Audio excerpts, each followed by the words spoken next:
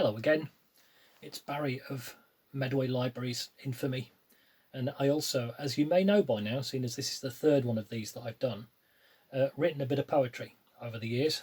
This is my new book called Sketches, which is largely about Medway, which is where the library is that I work in, which is Chatham.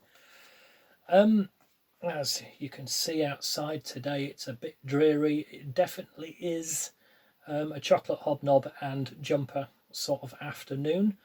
As you can see, I am wearing my rainbow garb for the NHS, as I do it on other days than Thursdays. It doesn't have to just be on Thursdays.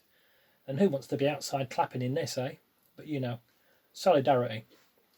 Now, as you can see by the weather out there, it is really pretty good if you are the proprietor of an allotment, which we are, and I know a few other people are, and it's getting a good drink today because it hasn't had one for a while, has it?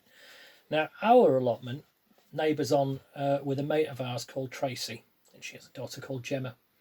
And a little while ago, we went out with them. They have a thing called a bat detector, which sounds like something that would summon a superhero, but actually that's not what it is.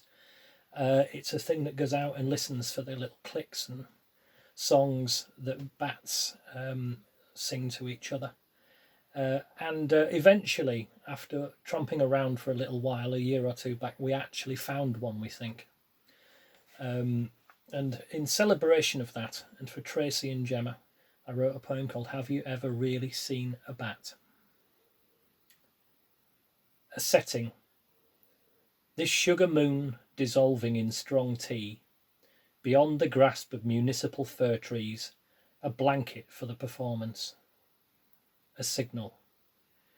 We are receiving the voice of bats, felt as turbulence on still sweet air.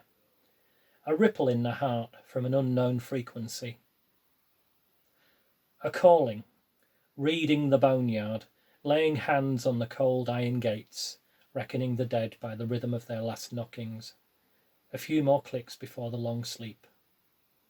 A sighting of something slick, soprano pipistrelle, a cinder from an old fire, taking the last moths of September, cleaning up after summer, as bats do. A myth, the mouse that flies from hell after blood, after Stoker, actors with bad accents. They never asked for this, but they do shapeshift.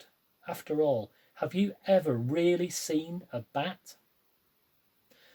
So that was Have You Ever Really Seen a Bat? By me, Barry Fentiman Hall, in this here book Sketches, which is not available in the libraries yet, but you never know, some of mine are. Now, speaking of the libraries, we have a rather wonderful collection of magazines that you can find through the e-library if you just log in with your card number and your PIN. We've got BBC Wildlife in there, among dozens of other things. And in there you may also really see a bat. Have a good one.